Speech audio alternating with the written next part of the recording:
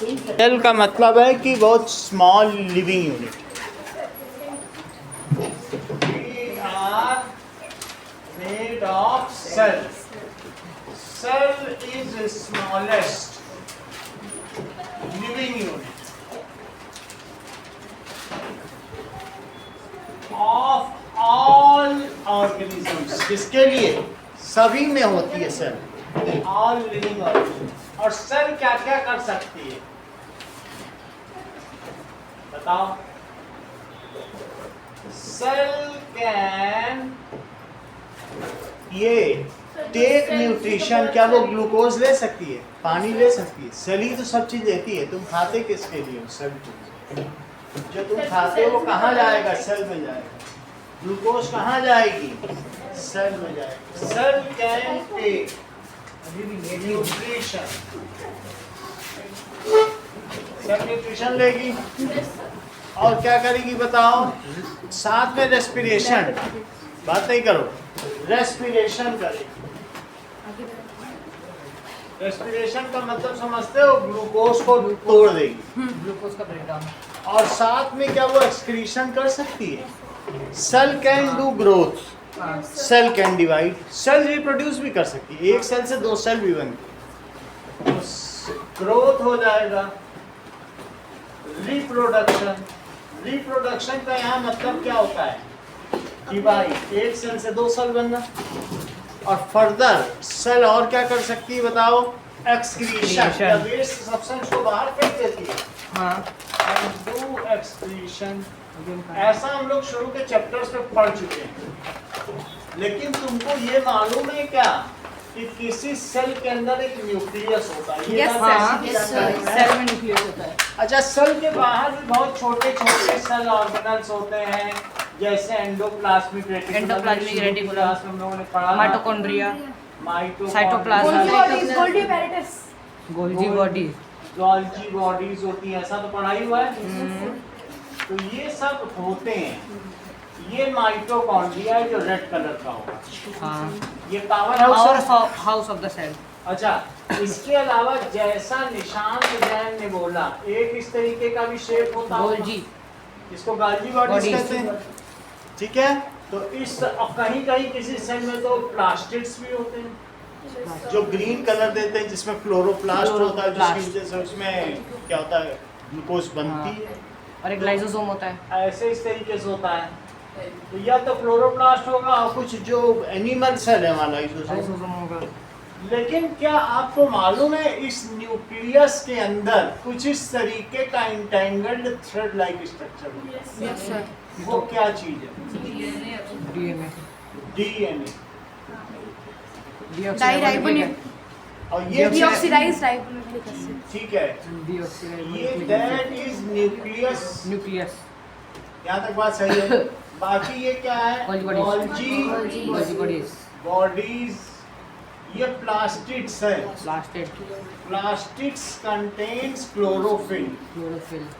Chlorophyll हरे रंग का होता है, जिसकी वजह से प्लांट्स क्या करते हैं? फोटोसिंथेसिस करते हैं। माइटोकॉन्ड्रिया ग्लूकोज को तोड़ता है, पावर हाउस, सबको एनर्जी देता है।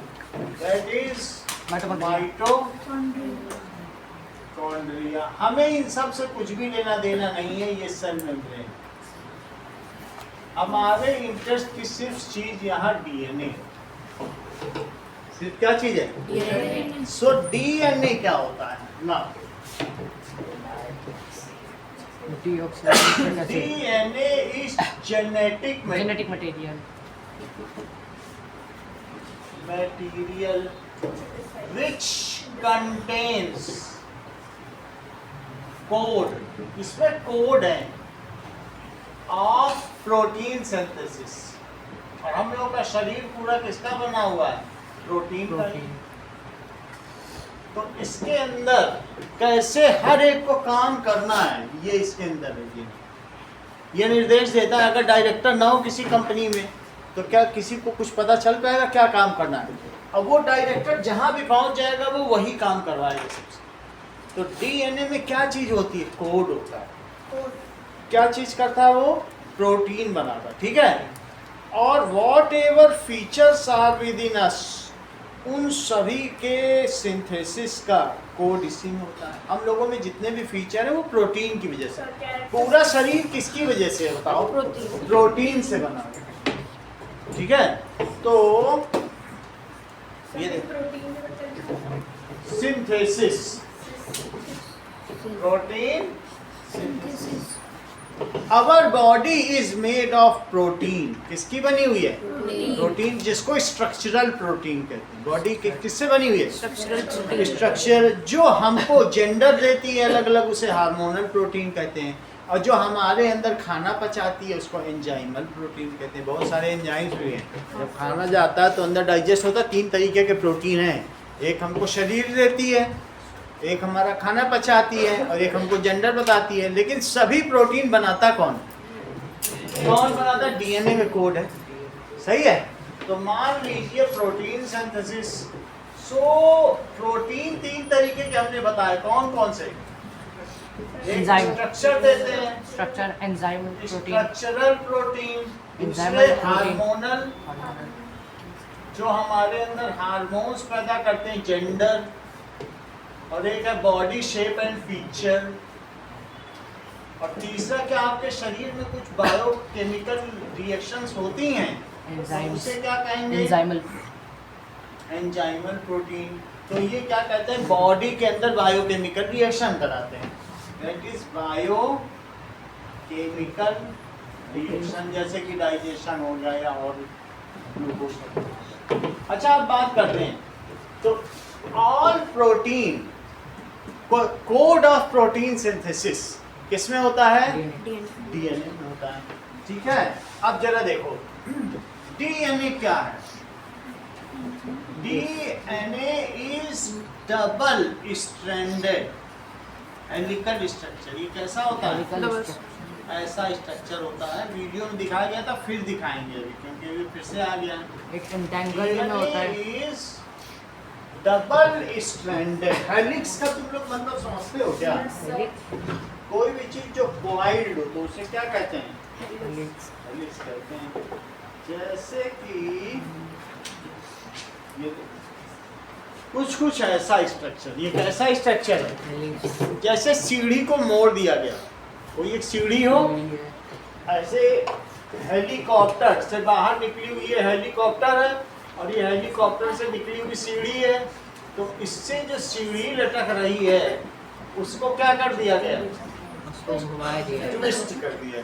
तो उससे क्या कहेंगे बताइए? Double stranded. हेलिक्स का क्या मतलब होता है? स्प्रिंग। तो हेलिकल कैसा स्ट्रक्चर है? So it is double stranded. 2 धागों की संरचना है, हेलिकल स्ट्रक्चर, ठीक है। It is very long. तुम्हारी बॉडी में जितना डीएनए है उससे धरती को 6000 बार लपेटा जा सकता है। एक आदमी के अंदर जितना 6000 बार। So it is very long. कितना है बोलो? It is very long. A long part of DNA. ये इसको तो डीएनए कहोगे, लेकिन एक long part of DNA which determines one feature in us या वन कैरेक्टर इन अस, उसे क्या कहोगे? जीन। देखो जीन क्या होता है? यस, अ लॉन्ग, इसे जीन कह देंगे। A long part of DNA which determine one character in us. One character का मतलब है वन प्रोटीन। एक प्रोटीन बनने से एक हमारे अंदर कैरेक्टर आ जाता है, ठीक है। One character in us is called gene. अच्छा, जेनेटिक मटेरियल तुम डीएनए को बोलोगे निशान की जीन को? Yes, it is genetic material. ये भी तो जेनेटिक मटेरियल है, और इसका नाम है deoxyribo nucleic acid. Ribo nucleic acid. अच्छा, अब समझो, व्हेन डीएनए गेट कंडेंस्ड, अगर ये सेल को डिवाइड होना, ये सेल है, अभी ये उलझा हुआ है, Pentagonal form. अब कभी ये सेल जो 2 सेल में बदल जाए तो उससे पहले इसमें ये चीज जो है कंडेंस हो जाएगी, पहले ही बहुत बड़ी होगी। अब बोले कि इतने बड़े में नहीं रहना, अब हमें रिप्रोड्यूस करना 2 हिस्सों में। जस्ट टूटने से पहले उसको कहते हैं बाइनरी फिजन। एक 7th में भी ये चीज तुमने पढ़ी है, एक सेल का 2 सेल में टूट जाना क्या कहलाता है? Binary fission. एक सेल 2 में टूटा तो उसको क्या कहते हैं? Binary fission. Binary fission. तो उससे पहले ये यहाँ कंडेंस हो जाए, और कंडेंस हो जाएगी तो क्या इसको बना देगी? क्रोमोसोम बोलते हैं. क्रोमोसोम। Okay. पूरी बात समझ में आ गई? और जो कंडेंस ना हो तो क्रोमोसोम तब उसे क्रोमाटिन, अभी chromatin. Chromatin. Entangled form of DNA is called chromatin. इसको क्रोमाटिन क्या होता है? ये उलझे हुए धागों जैसी संरचना है। Entangled form of DNA is called chromatin. लेकिन अगर मान लो when DNA get condensed, chromosome. कब ये होते होंगे क्रोमोसोम? Just before division. ये क्या होगा बोलो? अब ये डिवाइड हो जाएगा एक सेल, और कितने में डिवाइड हो जाएगा? 2 में। एक सेल का 2 सेल में डिवाइड हो जाना, इसको कहते हैं रिप्रोडक्शन। या इसका दूसरा कोई भी चीज बढ़ती जाए तो रिप्रोडक्शन ही है। और या इसका दूसरा नाम क्या है? Binary fission. अमीबा ऐसे ही, अमीबा सिंगल सेलुलर अमीबा की कभी तुम लोगों ने ऐसे स्ट्रक्चर देखा है? Yes sir. तो ये टूट जाता है। इसका पहले न्यूक्लियस 2 हिस्सों में टूटता है, और फिर उसके बाद पूरा जो अमीबा है क्या वो भी 2 हिस्सों में टूट जाता है? ये, और फिर उसके बाद क्या होगा?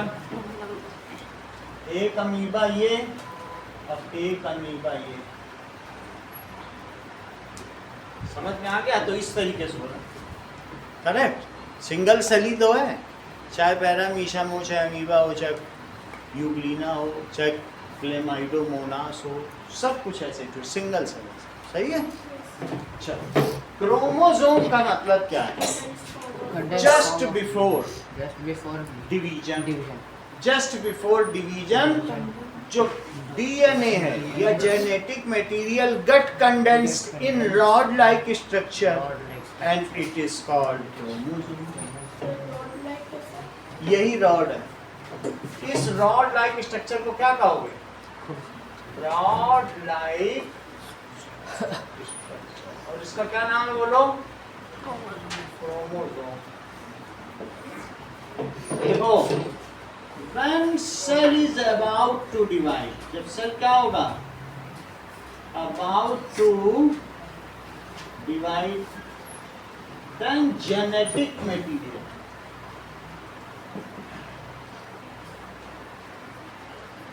get condensed in rod-like structure.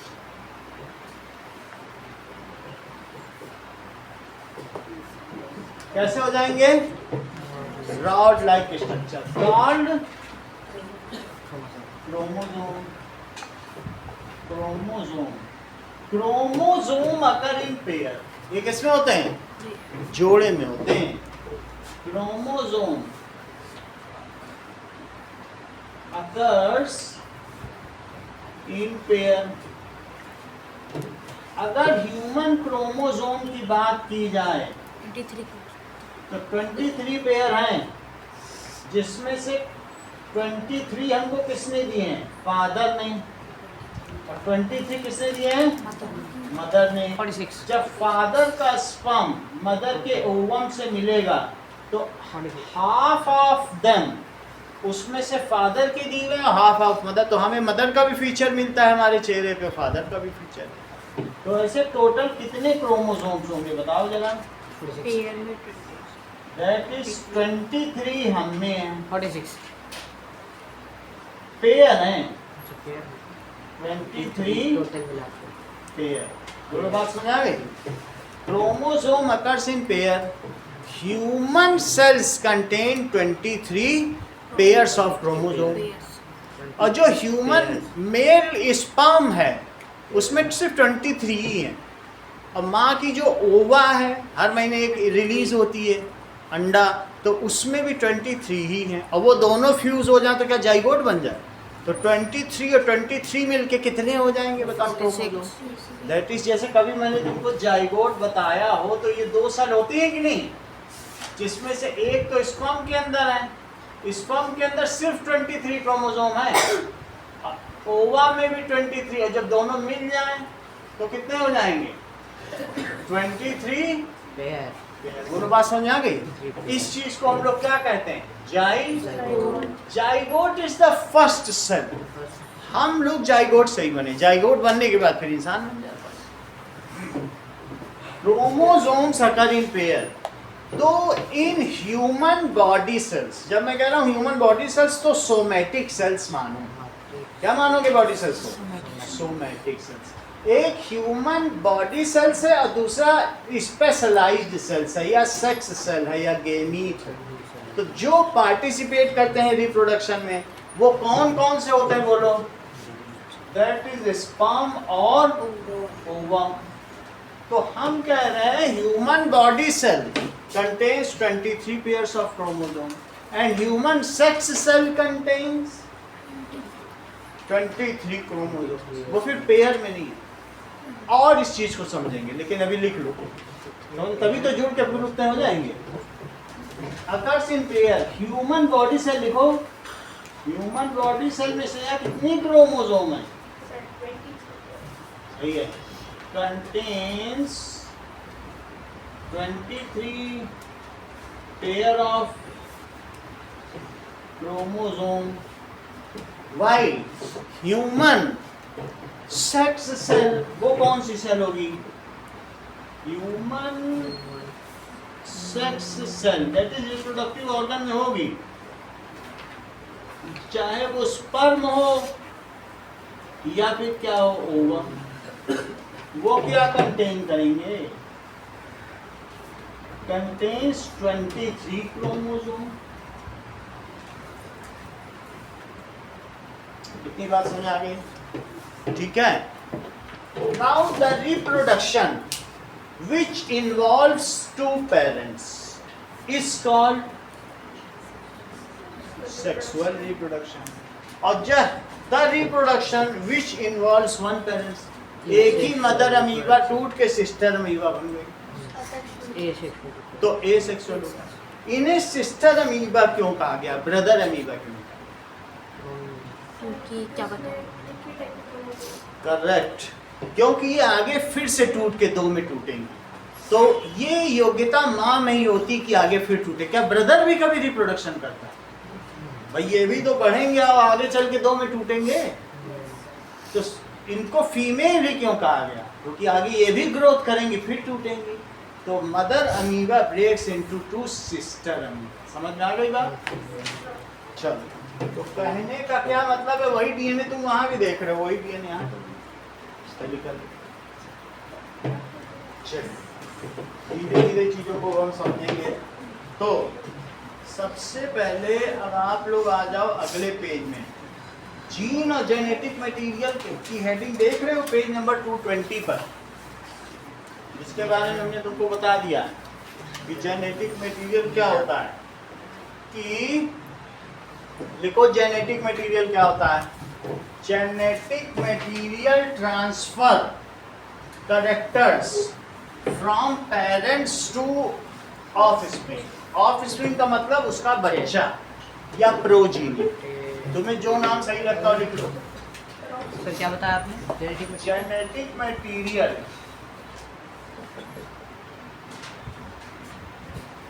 ये क्या होता है?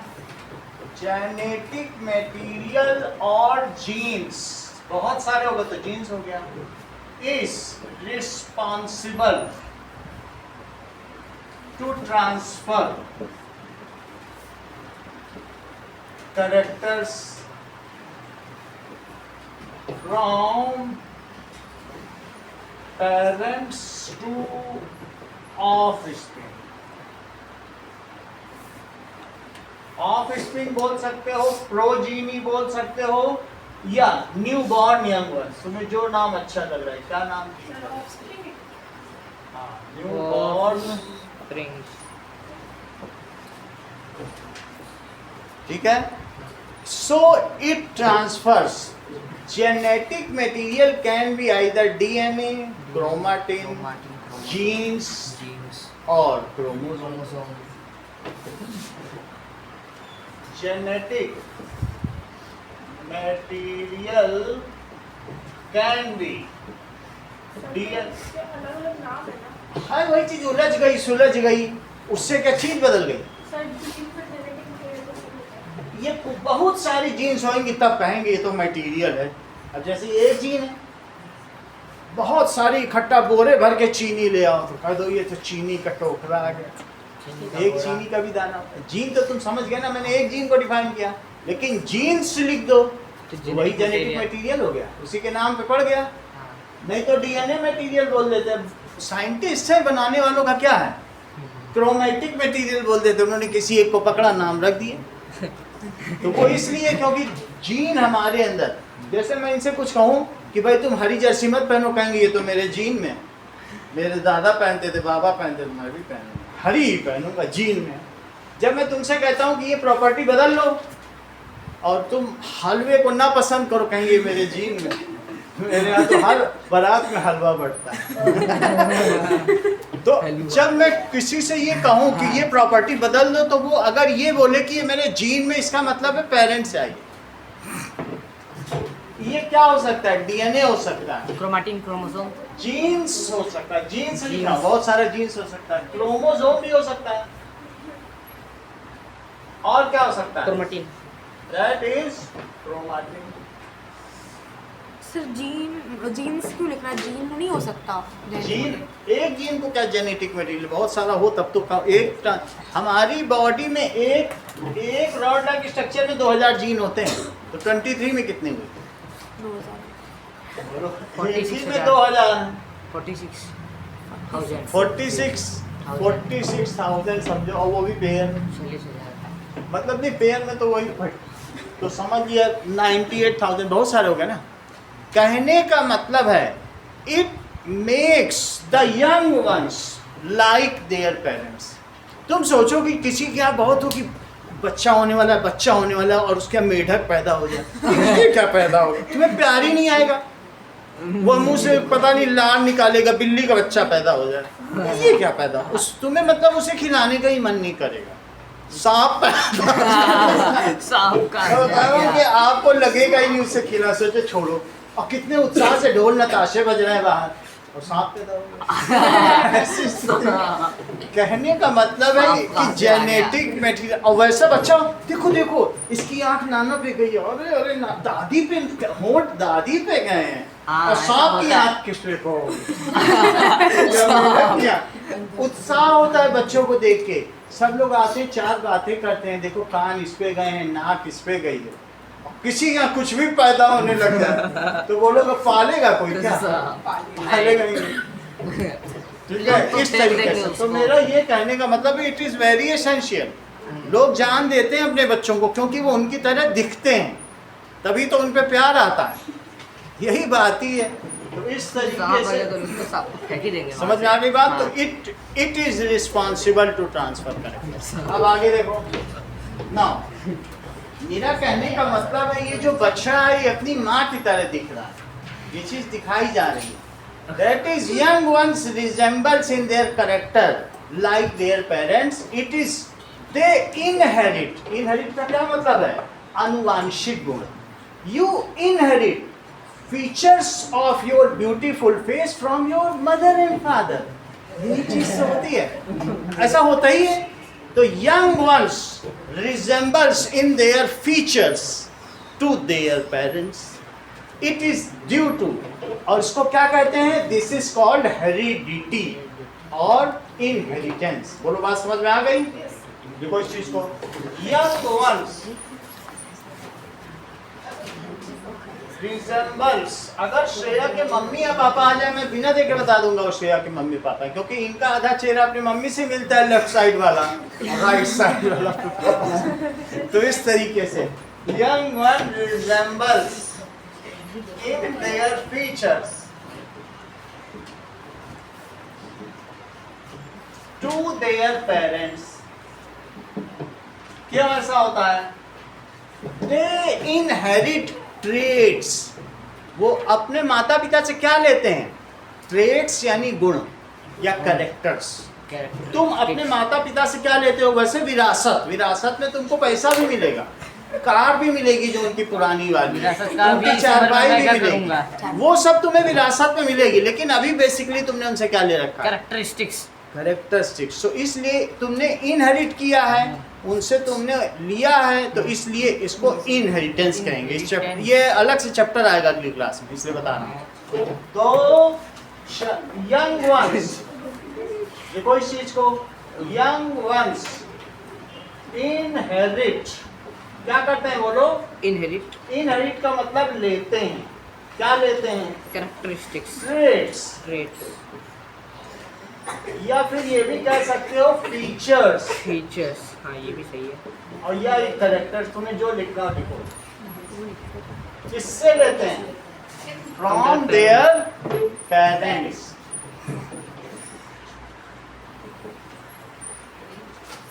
ठीक है, this is called heredity. This transfer of feature is called heredity और inheritance of features is called heredity or inheritance। अगर ये कठिन लग रहा हो तो तुम लोग हिंदी में लिख लो अनुवांशिकता। सर यही ठीक है सर। अनुवांशिकता ये भी लिख लेता हूँ। मतलब अपने वंश की तरह मिलते हैं सब। अरे यार, अगर एक बारात में जो लोग चल रहे होंगे, बुआ चाचा मामा दादा, सब एक ही जैसे दिखेंगे, सब लंबे लंबे गोरे चिट्टे, सब एक जैसे।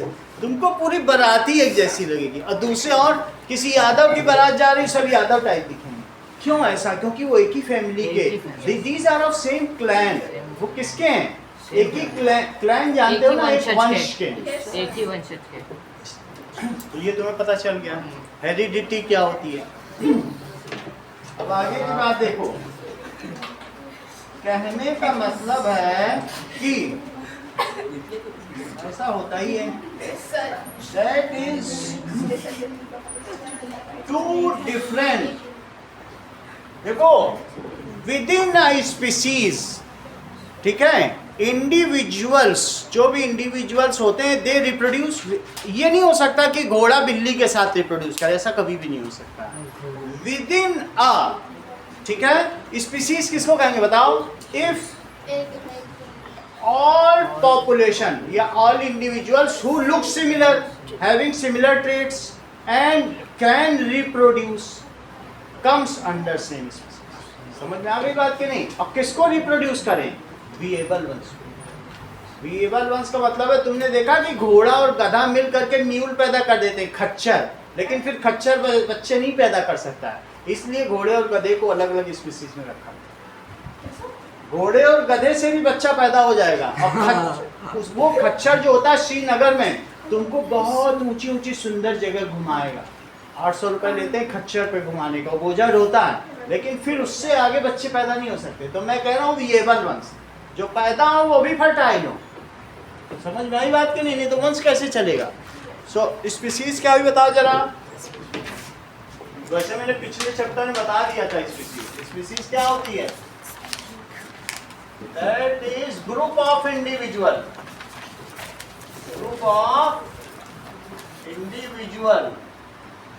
which closely resembles with each other। थोड़ा बहुत अंतर होगा, नहीं तो फर्क कैसे किया जाए? Closely resembles with each other and can reproduce। और क्या कर सकें? रिप्रोड्यूस। किसको रिप्रोड्यूस कर सकें? विएबल यंग वंस। विएबल का मतलब ये होता है बांझ बांझ आदमी और बांझ औरत आगे उससे कुछ पैदा ही नहीं हो रहा है। और एक होता है फर्टाइल, तो फर्टाइल का मतलब कि उपजाऊ, तो that is and produce viable young ones. Viable का मतलब क्या हुआ? That is fertile. फर्टाइल तो तुम समझते हो ना, एक जमीन इनफर्टाइल होती है, फर्टाइल होती है। प्रोड्यूस विएबल यंग वंस, उनको क्या कहेंगे बोलो? विएबल क्या? नहीं, उनको कहेंगे स्पीसीज, प्रजाति। हाँ, वो तुम प्रजाति बोल दो। प्रजाति भी ठीक है। Once is called प्रजाति, स्पीशीज। species। समझ में आ गया? एग्जाम्पल है ह्यूमन स्पीसीज। हम सभी लोग मानव जाति के हैं। Dogs, cows, within a species there is a slight difference in feature। क्या तुम में और हेमंत में चेहरे में कुछ फर्क है कि एक ही जैसे दिख रहे हैं? बहुत कुछ है, हेयर कट के अलावा भी बहुत अंतर है। तो वो जो अंतर है उसको क्या कहेंगे बताओ? Variation with in a species. ठीक है, individuals have slight difference with each other.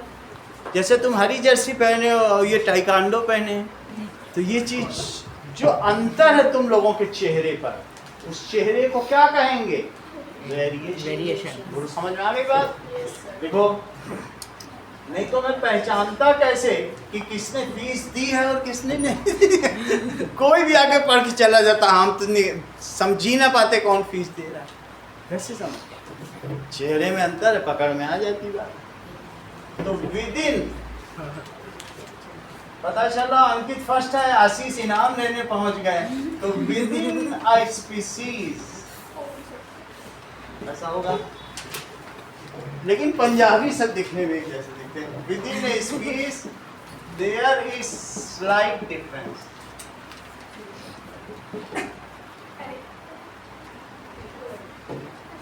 ठीक है, बिटवीन इंडिविजुअल, उसे क्या कहेंगे?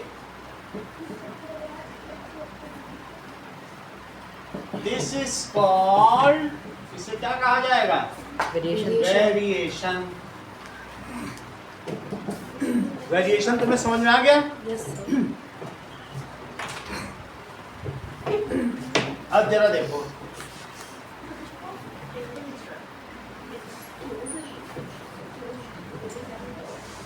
Now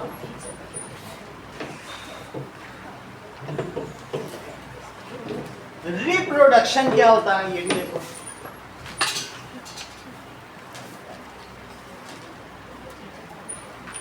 That is, it is producing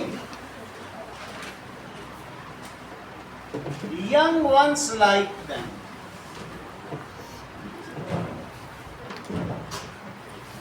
By pre-existing species, जो पहले से हैं वो पैदा करें, लेकिन किससे पैदा करें? अपने जैसों को। Young ones like them by pre-existing species is called, इसको कहते हैं पुनरुत्पादन। फिर से उत्पादन कर दिया हमने, हमारा उत्पादन हुआ, हमने फिर से किसी का उत्पादन कर दिया। तो एक है प्रोडक्शन, हम लोग प्रोड्यूस हुए हैं, किसी ने प्रोड्यूस किया, लेकिन हम फिर से रिप्रोड्यूस भी करेंगे।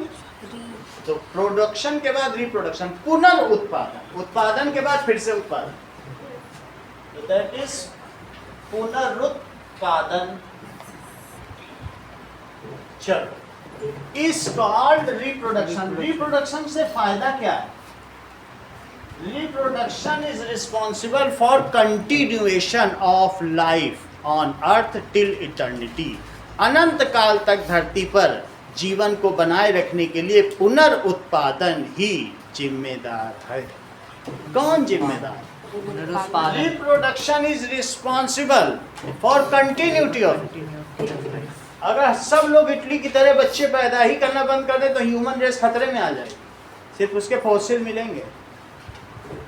सही है कि नहीं?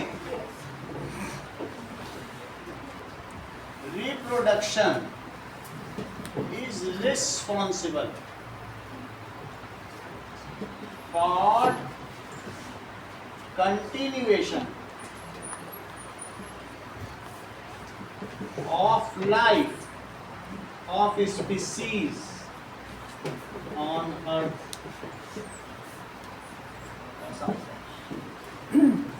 इसका एग्जाम्पल है जैसे काउ गिव्स बर्थ टू ए काफ, बछड़े को जन्म देती। काफ बड़े होकर जैसे तुम्हारी बुक में बना है काउ गिव्स बर्थ टू। अब जरा देखो, reproduction is of two types. इस ये हो सकता है लेकिन दो तरीके से तुम्हारी। सो इट इज रिप्रोडक्शन दो तरीके से हो सकता है, जैसे कि तुम्हारी बुक में दिया है, बहुत बेसिक हो, कॉम्प्लेक्स प्रोसेस ना हो, तो उसको एसेक्सुअल कहेंगे, और that is other one sexual. Asexual reproduction का मतलब क्या है? क्या तुमको लगता है कि ये अमीबा जो रिप्रोड्यूस किया होगा इसमें एक स्पर्म सेल होगी या एक ओवम होगा? कुछ नहीं होगा, इसमें बस जो डीएनए है ये डबल हुआ जेनेटिक मटेरियल। पहले ये पेयर में था, पहले कितने पेयर में था? जोड़े में है तो 2n बोलेंगे, जोड़े में है तो क्या बोलेंगे? 2n। तुम्हें ऊपर अभी मैंने एक स्पर्म दिखाया था कि नहीं, और एक ओवम दिखाई थी, तो तुमको मालूम है कि इन दोनों में कितने क्रोमोसोम थे? 23। अगर मतलब जोड़े में नहीं है तो n क्रोमोसोम बोलेंगे। क्या बोलेंगे? और जो इसके बाद हम लोग जो पहला सेल बने माँ के गर्भ में, तब हम लोग 2n बने, फिर उस 2n से फिर टूटे 2n, और अब हमारी बॉडी का पूरा सेल 2n वाला है। इसको कहेंगे डाइप्लॉइडिक। इसकी प्लॉइडी क्या है? 2। जिसकी प्लॉइडी 2 हो, इसकी प्लॉइडी क्या है बोलो? 2। तो इसलिए इसको कहेंगे डाइप्लॉइड। क्या कहेंगे? डाइप्लॉइड। और ये हैप्लॉइड, जिसकी प्लॉइडी आधा क्रोमोसोम हो तो कैसा होगा? हैप्लॉइड। इसमें हाफ क्रोमोसोम है, ये भी कैसा है? हैप्लॉइड। मेरा कहने का मतलब इस अमीबा को देखो, मदर अमीबा में तुम्हें क्या लगता है इसकी प्लॉइडी क्या होगी? क्या पेयर ऑफ क्रोमोसोम होंगे कि अकेला होगा?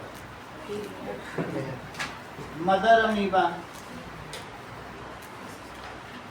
अच्छा, अब मदर अमीबा ने टूटने से पहले जानते हो अपनी प्लॉइड डबल कर दिया, डीएनए अमाउंट, डीएनए भी प्रोड्यूस कर दिया।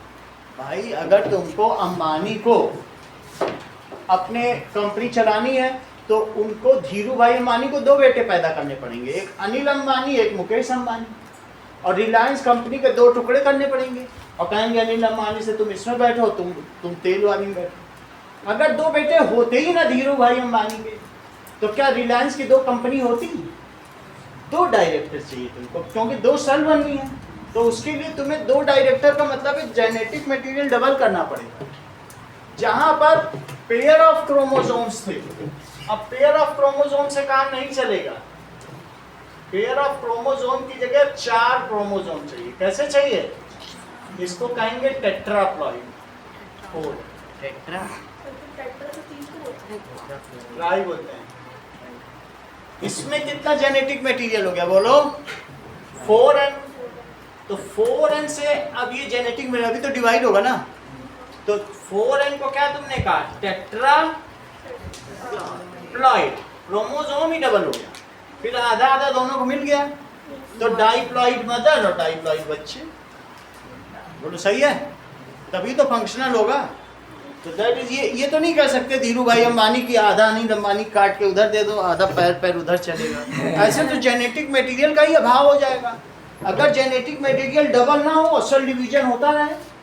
So what is this which ensures the correct amount of genetic material? It is DNA replication. इस प्रोसेस को क्या कहते हैं? डीएनए का डबल हो जाना ही कहलाता है DNA replication. First DNA replication followed by, इसको तुमको ये मालूम है ना, न्यूक्लियस को कैरियन कहते हैं, और कैरियन के टूटने को कैरियोकिनेसिस, और सेल है, सेल को साइटोन कहते हैं, और सेल के टूटने को साइटोकिनेसिस। कैनेसिस का मतलब टूटना। फिर भी डीएनए रेप्लिकेशन किसे कहते हैं? किसे कहते हैं? जीन में ये हरी जर्सी पहनना, आप बोलो। सर ग्रीन मतलब कि क्या बोलते हैं उसका रेप्लिकेशन का मतलब है कि मतलब कि जो डीएनए है उसका डबल हो जाए। देखो कितनी सरल चीज़ है, और जिनका ध्यान हरी जर्सी में लगा हुआ है, दैट इज टेट्राप्लॉइड। समझ में आ गया? इसको क्या कहेंगे? DNA replication. डीएनए का डबल हो जाना क्या कहलाता है? DNA replication. और डीएनए का प्रोटीन को बना लेना, प्रोटीन भी तो कोड देता है, इसके अंदर कोड भरा हुआ है। कहेगा आओ हमसे ले जाओ, यहाँ पर बहुत सारे मेरे पास प्रोटीन लगे हुए हैं, ये सब प्रोटीन है, एडेनिन, गुआनिन, साइटोसिन, स्थाइमिन, ये सब प्रोटीन है। कहता आओ हमसे कोड ले जाओ, जाके उनकी आंख बनाओ, नाक बनाओ, मुंह बनाओ। तो इससे कोड ले करके राइबोसोम्स, राइबोसोम छोटे छोटे दाने होते हैं ना, देखा है तुमने, सेल पढ़ा होगा। हाँ, तो राइबोसोम आता है, इससे कोड ले जाता है, उसको कहते हैं डीएनए ट्रांसक्रिप्शन। प्रोटीन बनाने के लिए कोड लेने आए तो ट्रांसक्रिप्शन, और यही डबल हो जाए रेप्लिकेशन। रेप्लिकेशन जीरोक्स कॉपी कराने गए हो कभी? एक कॉपी की 2 कॉपी करके दे देता है, एक तुम्हारी एक और। तो रेप्लिकेशन कभी कराया? रेप्लिका जानते हो? रेप्लिका प्रतिकृति। समझ आया कि नहीं? मान लो तुम बहुत अच्छी हो गई पढ़ने लिखने में, फिर तुम्हारी मूर्ति बना के वहां रख दी जाएंगे, तुम्हारे लोग फूल चढ़ाएंगे एग्जाम से पहले कि रिद्धिमा देवी ऐसा होता है, उसको कहेंगे प्रतिकृति। क्या कहेंगे? रेप्लिका। ये चित्रांश की रेप्लिका रख दी जाए, या वो खुद ही वहां पे खड़े हो जाए, अब मैं अपने फूल चढ़वाऊंगा, ये चीज हलवा खा लेंगे वहां पे खड़े। दैट इज जो प्रसाद चढ़े। समझ में आई बात? रेप्लिकेशन समझ में आया? Yes sir. Doubling the amount of DNA and further उसका टूट जाना, डाइप्लॉइडिक, टेट्राप्लॉइडिक एंड अगेन टूट गया 4n, और फिर से कितना कितना हो गया? 2n। थोड़ा थोड़ा तुम्हें समझ में आ रहा है? Yes, sir. बाकी तो मैं करवा ही दूंगा, लेकिन तुम असली चीज समझो। What is asexual reproduction? Only one parent, ये वन पेरेंट टाइप पूरा मैं बता। तो एसेक्सुअल रिप्रोडक्शन में क्या होता है? In case only one parent is involve.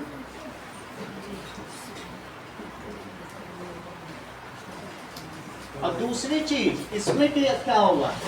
2 parents are involve. अब जरा देखो, नो स्पेशलाइज्ड सेल्स या सेक्स सेल इज प्रेजेंट। क्या अकेले सेल में इसमें क्या सेक्स ऑर्गन्स होंगे? क्या कुछ होगा? क्या यूट्रस होगा इसके पास? अकेला तो सेल इतना छोटा, दिखाई तक तो पड़ता नहीं, हाथ पैर तक तो भी नहीं होंगे इसके पास, कुछ होंगे क्या? तो इसलिए इसमें हम ये कहें कि भाई इसमें सेक्सुअल ऑर्गन्स है, यूट्रस है, बच्चेदानी है, बच्चा पैदा करेगा उसमें से, कुछ नहीं। समझ में आएगा? तो इसमें no sex cell. Sex cell का दूसरा नाम गेमीट्स। सेक्स सेल का दूसरा नाम क्या है? Germ cell. जर्म सेल का दूसरा नाम स्पेशलाइज्ड सेल, जो नाम तुम्हें पसंद हो। नो सेक्स सेल का मतलब जर्म सेल, क्योंकि अब ये नाम बार बार आने वाले हैं, तो एक नाम तो तुमको पकड़ना ही पड़ेगा, वो सब आएंगे। Gametes, gametes. अब जैसे स्पर्म हुआ और ओवा ये मिलके आपस में गेम खेले, तो गेमीट कहलाएंगे कि नहीं कहलाएंगे? तो उनके नाम पे गेमीट नाम रखिए। अब ये देखो, sex cell, germ cell, gamete, और 2 नाम तो बताओ।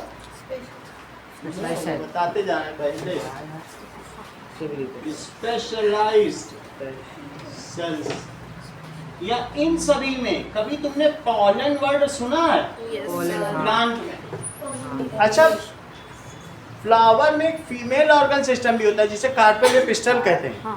तो फीमेल में ओवम वर्ड कॉमन है, चाहे फीमेल प्लांट की हो चाहे एनिमल की हो, ओवम वर्ड ही।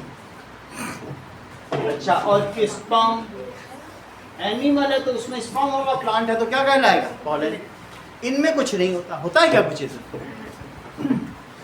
जब इसमें क्या होता है? स्पेशलाइज्ड सेल्स और रिप्रोडक्टिव ऑर्गन्स होंगे, और उसी के अंदर स्पेशलाइज्ड सेल या सेक्स सेल प्रोड्यूस होंगे, उसी में स्पर्म प्रोड्यूस होंगे, उसी में ओवम प्रोड्यूस होंगे। गेमीट्स भी कहते हैं इसको, इन्हीं का नाम गेमीट है। ठीक है, ये चाहे स्पर्म भी गेमीट है, पॉलन भी गेमीट। ये वर्ड अभी आएगा, हम इसकी डेफिनेशन दिखाएं। इसमें क्या होगा बोलो? Reproductive organs along with sex cell are present, या स्पेशलाइज्ड सेल आर प्रेजेंट।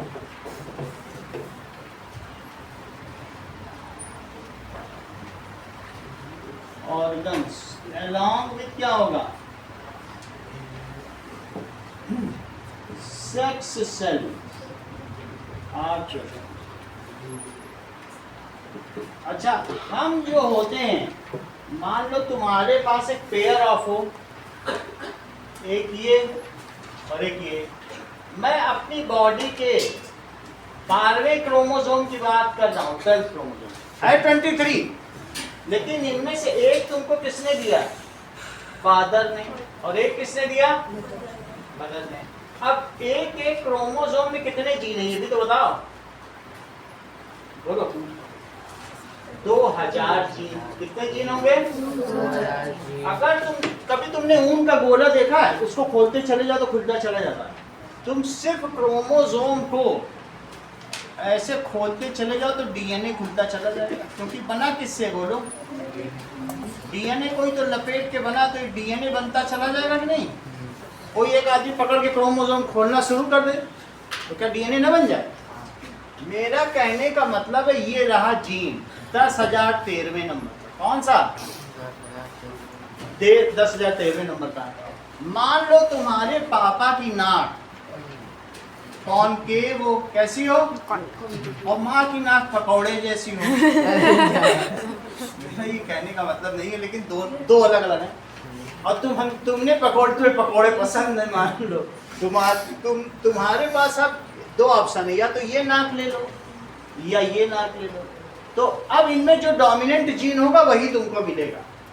यानी तुम्हारे फादर में कुछ डोमिनेंट फीचर है, तुम्हारी मदर में कुछ डोमिनेंट फीचर है, वो उनमें से दोनों के डोमिनेंट तुम में एक्सप्रेस हुए।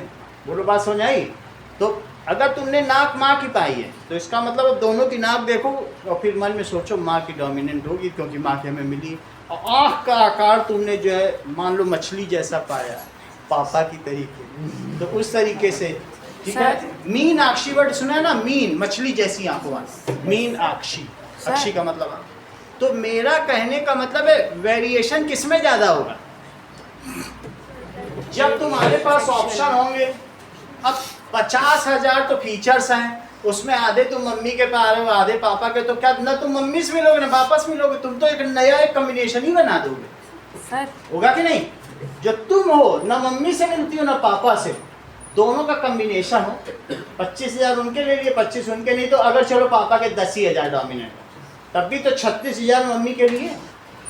तो हमारा कहने का मतलब है कि कौन सा reproduction Leeds more variation? Sexual में और डिफरेंस आता चला जा रहा है। और जब इसमें एक ही अमीबा के 2 बच्चे पैदा होंगे, वेजिटेटिव रिप्रोडक्शन पढ़ा है? एक ही गन्ने को काट काट के बहुत गन्ना होगा, सब एक जैसे होते हैं। बोल, तुम्हें समझ में आ गई बात? Yes sir. बात समझो सोनल, दैट इज ये चीज, इट लीड्स लेस वेरिएशन। क्या लिखोगे? क्योंकि सिंगल पेरेंट इज इन्वॉल्व, तो उसमें ऐसा स्पेक्ट्रम मिल पाएगा क्या? क्योंकि फादर और मदर दोनों ने तो कंट्रीब्यूट किया नहीं। और अगर मान लो एक हो निग्रो, बिल्कुल काला भुजंग निग्रो, और एक हो कैलिफोर्नियन गर्ल, और उनके बच्चे देखो, दोनों के डोमिनेंट जीन, और जो बच्चा पैदा होगा पूरा डोमिनेंसी से भरा होगा, क्योंकि कंट्रास्टिंग है ना, और नोबेल पुरस्कार पाते। आप समझो ये रवि प्रसाद शंकर के ने क्या किया, कैलिफोर्निया में शादी कर ली, और उसके 2 बच्चे हुए, अनुष्का शंकर हुआ और एक भोले शंकर, 2 बच्चे हुए। गिटार वादक है ना, दोनों बच्चों को अब तक नोबेल मिल चुका है, रवि प्रसाद शंकर को भी मिल चुका है। 3rd जनरेशन आगे पहुंच। समझ आई बात कि नहीं? ये सोचो कितना कंट्रास्टिंग जीन मिले। और घर ही में भाई बहन शादी कर लें, ऐसा पाकिस्तान में होता है। 40% वहाँ की जनसंख्या अपंग है। सर समझ आए कि नहीं? रिसेसिव, क्योंकि तुम कहीं से जीन एक्सपोर्ट ही नहीं कर रहे हो। और जितना तुम लोग इसीलिए अपने कास्ट में, अपने घरों में मैरिज नहीं करते हैं, क्योंकि बच्चे अपंग पैदा होते हैं। उससे क्या होते हैं? तो जितना दूर का रहेगा तुम उतने अलग अलग डोमिनेंस को ला रहे हो, तुम्हारे बच्चे 3 जनरेशन। समझ में आ गई? इसीलिए तो इंटरनेशनल मैरिज करते हैं बड़े बड़े लोग। आगे की बात है। सर ऐसा भी तो हो सकता है कि हमारी नाक एकदम प्लेन हो दोनों की वजह से। यस। अब देखो ऐसा नहीं हो सकता इन्हीं दोनों में से कोई नाक मिलेगी तुमको क्या पसंद है? नहीं तो ऐसा भी तो हो सकता है नाक आगे ही की ना बात मिले। देखो, हम लोग को ज्यादा बात नहीं करनी क्योंकि चैप्टर बड़ा है। हाँ देखो, it leads less very, less variation, ये कैसा होगा? और जब ये तुम्हें समझ में आई अदरक कि क्यों इसमें ज्यादा वेरियस वेरिएशन। वेरिएशन। देखो it it has less variation, leads, it leads more variation. ठीक है, it leads more variation, more variation, it leads more. अच्छा तुम्हें ये बताओ श्रेया, इनमें तुम्हें सिंपल प्रोसेस कौन सा लग रहा है, कॉम्प्लेक्स प्रोसेस कौन सा? It takes place in simple organism, single cell या टिश्यू लेवल के हों जिनमें ज़्यादा ऑर्गन ना डेवलप हुआ, ठीक है। टिश्यूज़ तो हों बहुत सारे ग्रुप के, जैसे प्लेनेरिया टाइप, ये छोटे छोटे दिख रहे हैं सब टिश्यू टाइप हो, लेकिन ऑर्गन कुछ बहुत प्रिमिटिव। एक है बिल्कुल कॉम्प्लेक्स बॉडी डिजाइन है, reproductive system, digestive system, respiratory system, 12 तरीके के सिस्टम तो हमारे अंदर काम कर रहे हैं, ये कॉम्प्लेक्स में। और ये किस में होगा, ठीक है। सो दिस वर्क्स ऑन, ये किस में होगा, this takes place in simple body design, ये सिंपल ऑर्गेनिज्म। सिंपल, तो लिखो this takes place in simple organism, ये क्वेश्चन बहुत इंपॉर्टेंट है, ऑर्गेनिज्म। और जबकि वो किसमें होगा, it takes place in organism having complex body design, उनमें ऑर्गन सिस्टम वो सब होना चाहिए, और इनमें हैविंग सेलुलर लेवल और टिश्यू लेवल तक का ही उनमें संगठन बन पाया। कौन कौन सा बोलो, टिश्यू लेवल, या तो सेल हो जैसे अमीबा, और सेल से बढ़ ही ना पाए, और दूसरा कौन सा है कि कुछ सारे इकट्ठा होकर टिश्यू बना दिए, जैसे स्पाइरो गाइरा वर्ड सुना होगा तुमने, बहुत सारे टिश्यू होते हैं और टिश्यू लेवल। लेकिन ये किस में होता है बोलो, it takes place in organisms having complex body design, इसमें होगा it takes place in organisms having complex body design. Example, organ level and organ system level.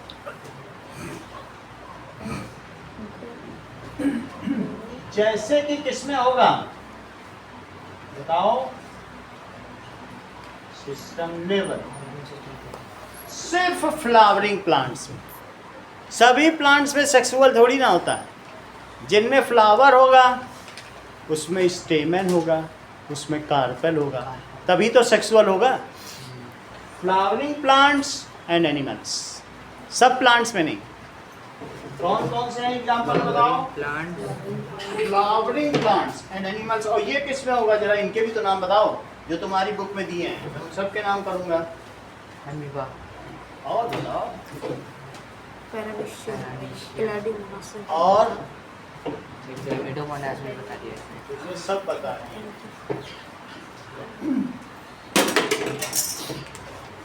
Sir earthworm कौन सा होता है, ये सेक्सुअल होता है कि सेक्सुअल होता है? अर्थवर्म हर्माफ्रोडाइट है, मतलब उसमें जब मेल आती है तो फीमेल बन जाता है, फीमेल आती है तो मेल। बहुत सारे उसमें, हमारा एक अर्थवर्म का पूरा एनिलिडा में रखे हैं सर, अभी बता देंगे। तुम्हारी बुक में ही सब पढ़ के तुम पूछ रहे हो, ये पहले से सब पूछने रखते हैं, तो तुम लोग वहाँ पहुँचे नहीं हो, है ना। ठीक है, पूछते रहो। ये अगले पेज पे। अब हम आगे लिख लें एग्जाम्पल, यूनिसेलुलर ऑर्गेनिज्म, जैसे अमीबा, पेनिशियम, अमीबा, वो भी मैं अभी कर दूंगा, हाइड्रा रखा हुआ मेरे पास। अमीबा, पैरामीशियम, प्लेनेरिया भी रखा है, सब करके दिखाएंगे, वीडियो में दिखाएंगे। पैरामीशियम, अमीबा, यूग्लिना, बैक्टीरिया में भी होता है। समझ में आई बात? और किसमें अभी अभी इन्होंने बताया, ये तो यूनिसेलुलर है और टिश्यू लेवल के मल्टी सेलुलर। मल्टी सेलुलर जिसमें टिश्यू, जैसे आंख के टिश्यू ना हो ऐसे टिश्यू। यूग्लिना, अब बैक्टीरिया तो तुम जानते ही हो। अच्छा, इसके अलावा जो मल्टी सेलुलर हो वो कौन कौन से होंगे? Multicellular organism developed up to, कहां तक डेवलप हुआ होंगे बोलो? Tissue level, planaria. प्लेनेरिया को काट दो 5 हिस्सों में, चलता फिरता प्लेनेरिया है तो ये प्लेनेरिया, ये प्लेनेरिया इसमें रखा है। अभी दिखा देंगे, ठीक है? नहीं दिख रहा, मैं दिखाऊंगा। तो प्लेनेरिया को 5 हिस्सों में काट दो, एक दिन बाद 5 प्लेनेरिया। समझ आ गई? हाइड्रा, धीरे धीरे समझेंगे, एक साथ नहीं समझा जा सकता, अभी लिख लो। प्लेनेरिया, हाइड्रा, स्टार फिश, ऐसे बहुत सारे हैं, ठीक है? कौन कौन से? ये सब चीज हम लोग देखेंगे।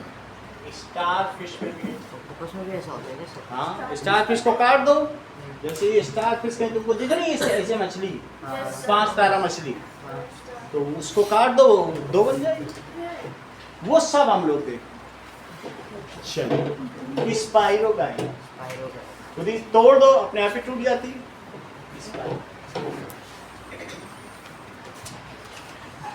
अच्छा, इतनी तुमको बात समझ में आ गई? बहुत सिंपल बॉडी डिजाइन। ये किस में होगा? और उन सभी में non flowering plants, non flowering plants को जिम्नोस्पर्म कहते हैं। क्या कहते हैं? जिम्नोस्पर्म। और जो जिसके सीड्स ढके हुए हैं तो उनको क्या कहते हैं? प्लांट्स 2 तरीके के, एक जिनके सीड्स अनकवर्ड हैं। सीड्स कैसे हैं? अनकवर्ड। एक सीड्स कैसे हैं? Covered with pulp. पल्प खाते हो तुम आम में? अच्छा, तो वो फूल से बनते हैं। वो सब किससे बनते हैं? ओवरी ही तो पल्प बन जाती है। और कभी तुमने जिम्नोस्पर्म देखे हैं ऐसे, या इस साइकस पाइनस है, तो ये देख लो, ये देखो, ये सीड्स हैं। बताओ, ये सब सीड्स हैं, इनको उगा दो, ये सब क्रिसमस ट्री में इसको सजाया जाता है कि नहीं? तो ये देखो, ये सब सीड्स हैं, इतने सारे। ये अपनी चिपका देगा, चिपका नहीं, ये क्रिसमस ट्री से निकाला है। ये ऐसे पेड़ में उगते हैं। बोलो, इनमें कहीं पल्प है? तो इसको कहेंगे जिम्नो। जिम्नो का मतलब अनकवर्ड सीड। जेमिनी वर्ड से बना है। जेमिनी वर्ड में आपको बताया था कि नहीं? एसेरिक्स मार्क्स। जिम्नो का मतलब नंगे बच्चे, तो नंगा सीड। तो समझ में आ गई बात की नहीं? और एनजीओ का क्या मतलब होता? मालूम है तो बताओ। मालूम होना चाहिए, ग्रीक वर्ड है। ग्रीस कभी नहीं गए तुम लोग? No sir. तो क्या जानोगे? ग्रीस जाओ तो जानो। सर आप गए हो? जिम्नोस्पर्म। सर आप गए हो? हम कहाँ से जाएंगे? उसके लिए बहुत पैसा लगता हमें भी लगता है सब लोग। है। ये है, कैसा है बोलो? कोकोनट का। कोकोनट यही सब में ऐसा चीज निकल रहा है। तो तुम बोलो, जो सीड्स अनकवर्ड होंगे वो एसेक्सुअल करेंगे, और जो फ्लावरिंग वाले होंगे, फ्लावर ही तो फ्रूट बनता है। तो फ्लावर आ जाए तुम्हारे पेड़ में, सब फ्रूट बन जाए। तो सीड्स कवर्ड विद पल्प, वो कौन से होंगे बोलो? Flowering plants. वो क्या काम करेंगे? Sexual reproduction. समझ में आई बात? क्या करेंगे? क्योंकि उनमें सेक्सुअल पार्ट्स है भाई, उसमें कार्पेल है, पिस्टल है, पॉलन है, वो सब किसमें है? इसी में तो है। फ्लावर नहीं होते हैं। तो ये क्या करेंगे? Sexual reproduction. और ये क्या करेंगे बोलो? Asexual reproduction। That is asexual. इसका एग्जांपल क्या है? जैसे कोकोनट। कौन सा है? कोकोनट। कोकोनट पे कभी फूल उगता देखा है? कोकोनट खुद ही सीड ही है। कोकोनट कोई फल थोड़ी ना। जैसे सीड्स आप खाते हो, काजू, किशमिश, अखरोट, वो सब सीड है। उनके ऊपर कोई पल्प है क्या? तो इनका नाम है जिम्नोस्पर्म, और इसका नाम क्या है? एंजियोस्पर्म। स्पर्म का मतलब बीज, बिना ढका बीज, और एंजियो का मतलब ढका बीज। तो ये कौन से प्लांट्स कहलाएंगे? बिल्कुल वही वर्ड बता रहा हूँ जो तुम्हारी बुक में है, एक्स्ट्रा कुछ नहीं बताना, क्योंकि एक्स्ट्रा के लिए आगे, लेकिन इतना तुम्हें जानना ही होगा। और इसको क्या कहेंगे? जिम्नोस्पर्म। करेक्ट, समझ में आ गई बात? जिम्नो का मतलब अनकवर्ड और स्पर्म का मतलब सीड।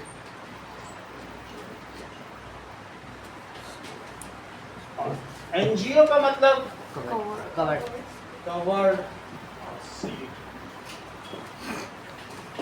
ये बात समझ में आ गई? चलिए अब हम आगे की बात कर रहे हैं, जबकि हमने सेक्सुअल और एसेक्सुअल रिप्रोडक्शन के बीच में अंतर स्थापित कर लिया। पहली बारी आती है हेडिंग 13.5.1 की, that is asexual reproduction. Asexual reproduction देखो जरा, इट टेक्स प्लेस। ये 5 तरीके से हो सकता है। इसके तरीके देखो, बाइनरी फिशन किसके थ्रू हो सकता है? Binary fission. वो किस में होता है? When single cell divides into 2 cells, amoeba में, पैरामीशियम। सिंगल सेल किस में टूट जाए? 2 सेल में। बाइनरी का मतलब 2 और फिजन का मतलब टूटना, द्विस्तरीय विखंडन। दैट इज बाइनरी फिजन का क्या मतलब है? द्विस्तरीय, एक चीज 2 में टूट जाए। विखंडन तो समझते ही हो, टूटना। That means when single cell split into 2, when mother cell subdivides into 2 daughter cell, it takes place in unicellular organism. बोलो क्या लिखोगे? When unicellular mother cell, mother cell होगा कि नहीं? तो when mother cell subdivides into 2 daughter cells, वो किसमें होगा? It takes place in unicellular organism. Unicellular organism. Like example बताओ, अमीबा, और दूसरा क्या है? पैरामीशियम। और बैक्टीरिया में भी होता है। तुमको ये बात मालूम है? बैक्टीरिया के अंदर वेल डिफाइंड न्यूक्लियस नहीं होता, बस ऐसे घूमता रहता है और ना उसमें कोई सेल ऑर्गेनेल। अच्छा, उसके ऊपर पाइलस होता है, ऐसा पढ़ा हुआ है पहले? Yes sir. तो बैक्टीरिया में कुछ नहीं, और छोटे छोटे राइबोसोम होते हैं। मैंने अभी थोड़ी देर पहले बताया था, राइबोसोम ही डीएनए से लेता है कोड और जा करके प्रोटीन बनाता है। चलो, तो ये तुम्हें पता चल गया इन सब में क्या होता है? Binary fission. अब दूसरा देखो, फ्रेगमेंटेशन। दूसरा क्या है? अपने आप ही जब कोई चीज ग्रो करे तो 2-3 हिस्सों में टूट जाए, जैसे स्पाइरोगाइरा। स्पाइरोगाइरा देखा, पानी में काई, हाथ में लेके देखो, ऐसे काई आ जाती है ना, लच्छेदार काई। उसको क्या कहते हैं? बोलो, स्पाइरो। चलो, तो दूसरी चीज है फ्रेगमेंटेशन। फ्रेगमेंट में टूट जाए, जैसे ये देखो, ये ग्रीन कलर का स्पाइरोगाइरा है, और when it grows beyond a certain length, ये लेंथ से जरा बड़ा हो जाए, और फिर क्या होगा? ये देखो, ये स्पाइरोगाइरा पानी में उगने वाली काई है। ये सेकंड चैप्टर में तुमने देखा होगा। ऐसे बहुत सारे न्यूक्लियस हैं, तो ये एक सिंगल सेल नहीं है, लेकिन यही आगे चल के बताओ 3 हिस्सों में टूट जाए अपने आप, क्योंकि बड़ा होगा तो उसको घूमने फिरने में दिक्कत होगी कि नहीं? तो इस चीज को क्या कहेंगे? तो इसने 3 न्यू बॉन्ड बना लिए और सभी ईच इज लिविंग, फिर बड़ा होगा फिर टूटेगा। सो व्हेन ऑटोमेटिकली इसको कोई तोड़ने नहीं आ रहा है, ये खुद टूट खुद जाएगा। ही टूट जा रहा है। ठीक है, वन मल्टी सेलुलर, मल्टीसेलुलर। ठीक है, organism having simple body design of tissue level. Multi cellular तो है लेकिन अभी टिश्यू के आगे बढ़ा ही नहीं। सर तो एक्सपोनेंशियली ग्रो होगा। ग्रो करके, so when multi cellular organism when grow beyond a certain size, क्या हो जाए बोलो, beyond a certain size, automatically grow, खुद ही टूट जाए, ऑटोमेटिकली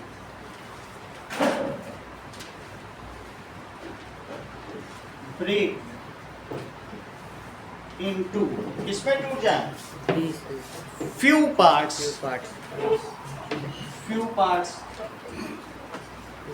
and each part, और हर पार्ट क्या करने लगे, start existing as living organism, as living, तो उसको क्या कहते हैं, it is called vegetative population. Example है स्पाइरोगाइरा।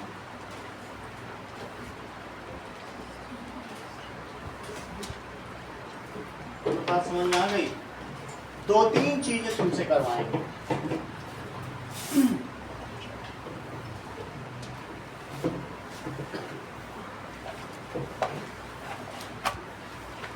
पहला, draw diagram of binary fission in amoeba, अभी बना के दिखाया था। हाँ। Draw diagram of binary fission in amoeba. ठीक है, ओके। ड्रॉ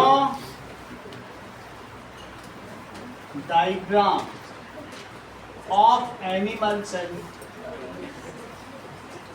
एनिमल सेल का डायग्राम बनाओ हाँ। And label it parts and This. Label. Plastics की जगह तुम सिर्फ क्या बना देना, lysosome. Lysosome.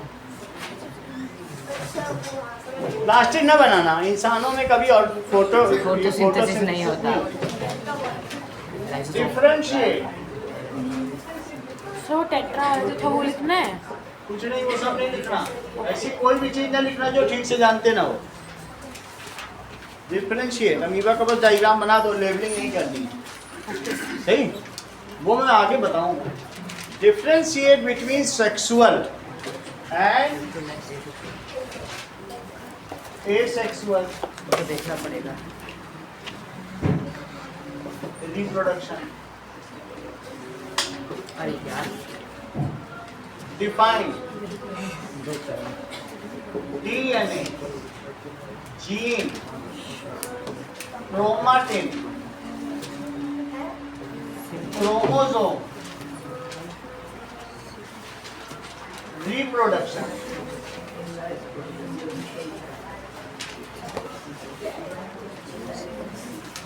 Define genetic material, heredity, and binary fission, heredity कौन है? and fragmentation। इतना काम करना है,